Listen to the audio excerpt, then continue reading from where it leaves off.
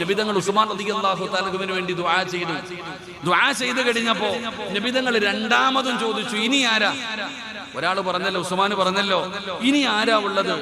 രണ്ടാമതും അല്ലാഹുവിന്റെ റസൂൽ സല്ലല്ലാഹു അലൈഹി വസല്ലം തങ്ങൾ ചോദിക്കുമ്പോൾ അപ്പോഴും മഹാനായ സയ്യിദുനാ ഉസ്മാൻ ഇബ്നു അഫ്ഫാൻ റളിയല്ലാഹു തആല ചാടി എഴുന്നേറ്റു. എന്നിട്ട് പറഞ്ഞു, നബിയെ 200 ഒട്ടകങ്ങളെ ഞാൻ തരാം നബിയെ. ആദ്യം കൊടുത്തത് 100.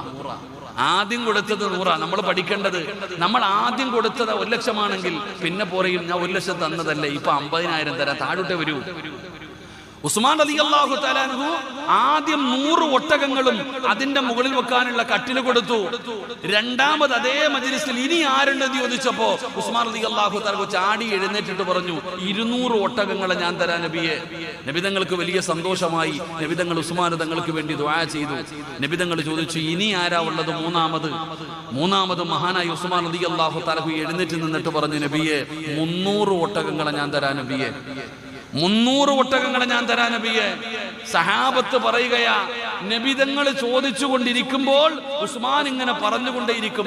തന്റെ സമ്പാദ്യം തീരുന്നത് വരെ പറയുമായിരുന്നു.